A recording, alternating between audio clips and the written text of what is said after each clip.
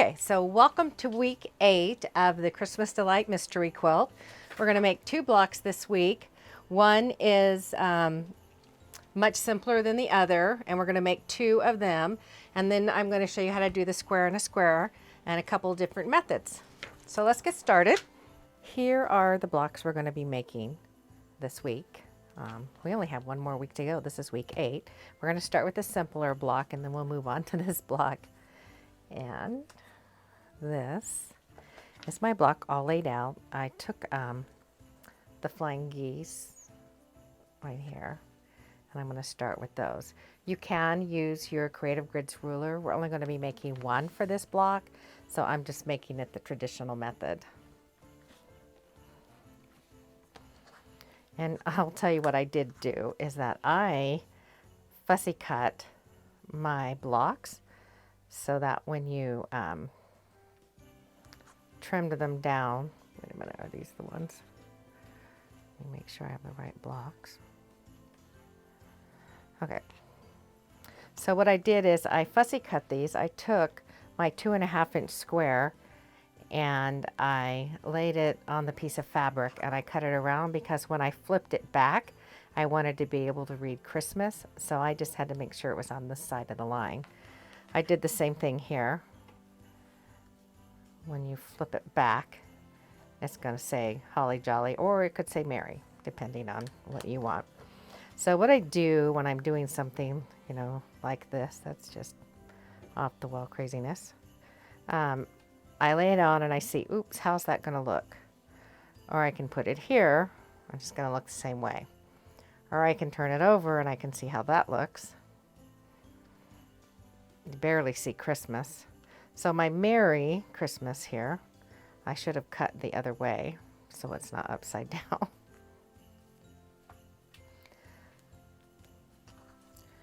So I fold these in half like this. And I know I'm going to draw my line there because I wanted love to show.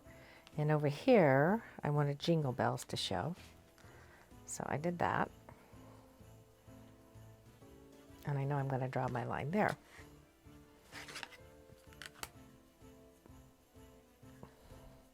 This is only if you want to do fussy cutting.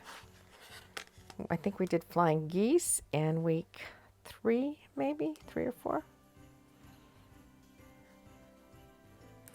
Drawing my line corner to corner.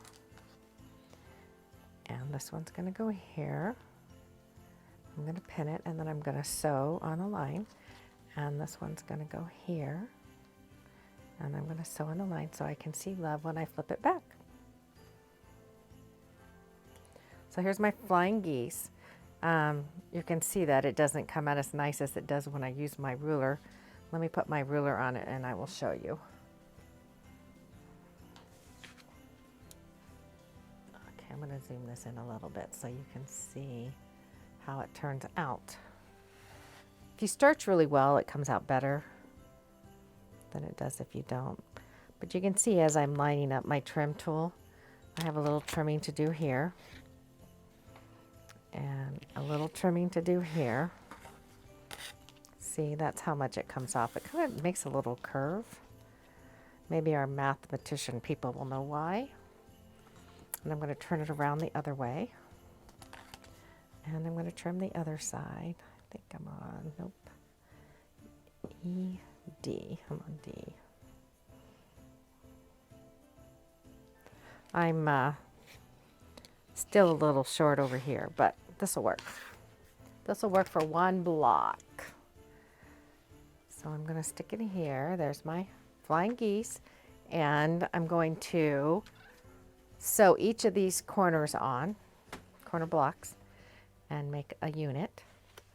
And while I'm at the sewing machine, I'm also going to sew all 3 of these together and all 3 of these together. Here are my 3 sections. Now what I'm going to do is I'm going to sew these together and I'm going to sew this to the top of the gift. So here's my second block all sewn together. So we now have 2 more presents. Now let's get working on the next one. Okay, so the first thing I'm going to show you is how to make. So this is the square and a square we're going to be working on. And essentially what you do is you sew a square on each corner of the block and do a flip and sew with it. I'm going to show you the traditional method, and then I'm going to show you how I do it using the It's Sew Emma papers. So I'm just going to draw a line from corner to corner.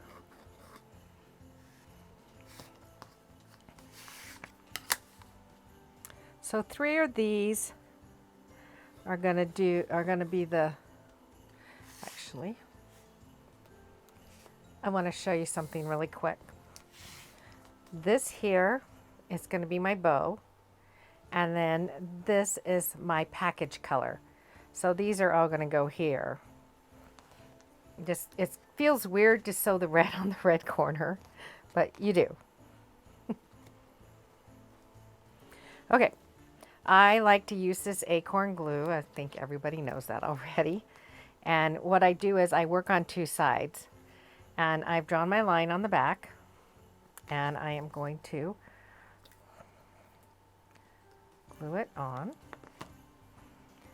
and then I'm going to glue on the other one, which I don't think I drew the lines yet. So let me just draw it real quick.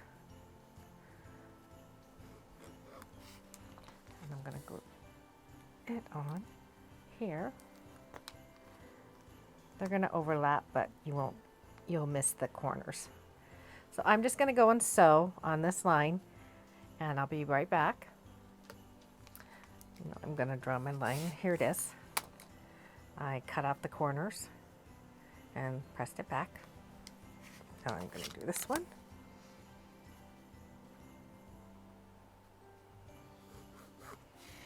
And this one.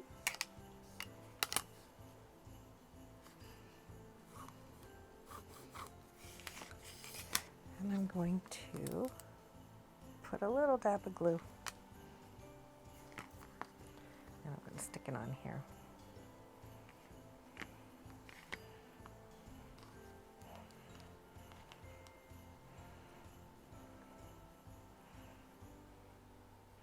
Like that. And then I'm going to go sew it. So I sewed these 2 corners on. I'm just going to trim 1/4 inch. Seam allowance. You can use your ruler if you want. And I'm going to press it back like that. So that piece is what's going to go here, and it's going to finish at 2 inches. So this one I'm going to show you how to make your square in a square using the It's Sew Emma square in a square paper. It's 2-inch finished block, which is what this is. And what you do is you take one of these out of your book, right here.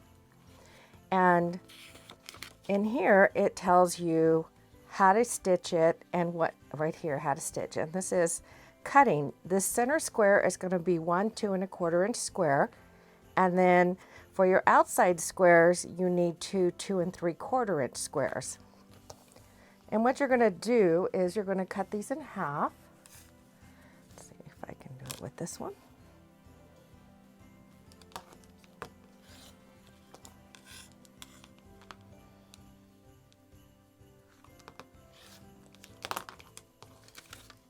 So to make it easier to trim up your block, I always fold on these lines before I start because it creases it for me.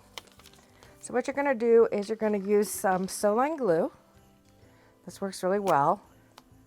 I know that my fabrics are going to be safe because it has been tested. Okay. First thing we're going to do is we're going to stitch between 1 and 2. You can also do 1 and 3. But I'm going to do them both at the same time. So this part will probably be trimmed off right in here when we trim our seams. People ask me about the glue sometimes. And then on the other half of the triangle, I'm going to do the same thing. Make sure you don't sew on your little tip of your triangle. I have done that before. Okay, so I've glued both sides on. I've lined them up. And now I'm going to go to the sewing machine and I'm going to stitch from here to here and here to here. I always stitch to the edge off the paper because it's just easier. But you really only have to go to this line because that's the trim up line when we're all done. before you stitch this, you're going to want to turn your stitch length down to about 1.5 stitches. It depends on your machine, but what you want to do is you want to use a needle that's going to perforate the paper, and you're going to want to have your stitches really close because that also perforates it. So I stitched both of these down, and then I pressed the seams out towards the points. And now I'm going to take the other two, actually, I'm going to trim this first. Make sure that you do not trim that folded back. Sometimes it makes sense to press it after you trim it, but you're going to use and add a 1/4 inch ruler because it has a little ledge on it. And this ledge, I don't know if you can see it, but there's like a, try to get it close enough for you. Can you see the little ledge there? It's pink and everything else is pink. Okay, you're going to push that ledge up against your folded paper, and you're going to trim your 1/4 inch seam. You don't have to do this, it just reduces bulk. Again, pull it back your triangle, fold your paper back, do it again.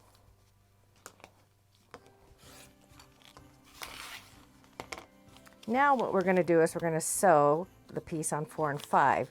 And what you have to do is you have to just tear this back just a little. Tears pretty easily. And if it tears, you know, it'll be okay because you're just going to sew it. But it helps you trim it up. I think I got a nice 1/4 already here. I'm going to trim that one. Now you're going to take your other 2 triangles, you're going to put glue on them, and you're going to line them up here. Has to be red because it has to be the color of our bow.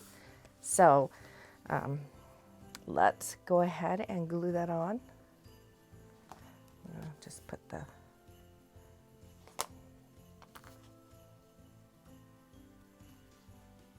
and then I'm going to sew on this last line. So now what I'm going to do is I've sewed both of them on, and I haven't ironed them yet, so you can see how I do it. And I tore my paper back right there just to the stitching line, because now I'm going to add a 1/4 inch to this. And then we're going to do the other side, which I think I already did. Yeah, it's done. Okay, now I'm going to press it. I'm going to take my square here, and I'm going to just line it up and make sure that you can see. Oh, I got to see too, so I'm going to stick my head in there. I'm going to trim 2 sides, and then I'm going to turn it, and then it measures right there. I'm lining it up on the lines on both sides.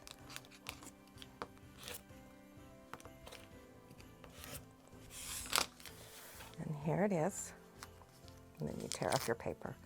I think this is the fun part. I get my granddaughters to do it.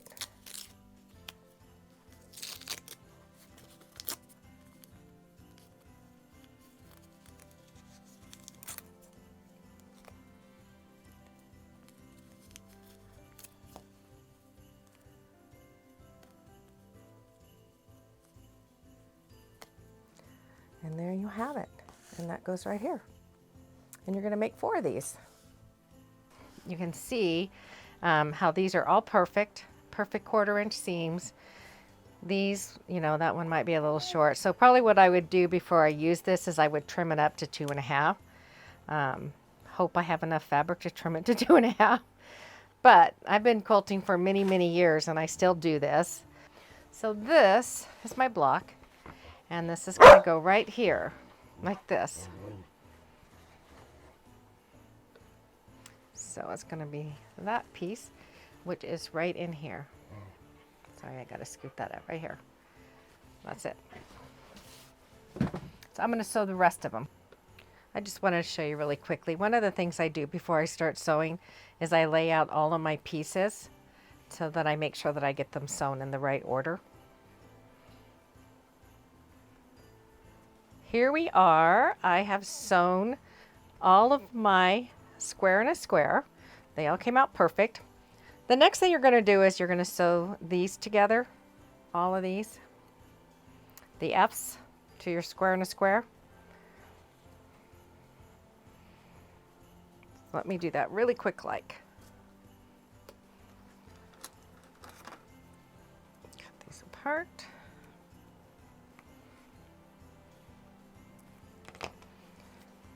This goes here. This goes here, here, and oops, I'm missing one. See how pretty they look? And now you're going to turn G on top of the section unit you just finished. You can pin them. I'm not, because it's such a small area, but I do layer them all like this so that I know that they're going to go in the sewing machine on the right side, so I don't make a mistake. And I layer them, and then I'm going to go sew them at a 1/4 inch seam. I just want to turn this over real quickly so you can see that I'm pressing my seams towards this outside, away from all of the seams in the center here. Next you're going to do is you're going to just lay that on top of that and sew a 1/4 inch seam. I pressed my seam towards the ribbon, and then I'm going to turn this on top of here and this on top of here. Make sure that all of your red triangles are pointing in, and then I'm going to go sew these together. We're just about done with our block.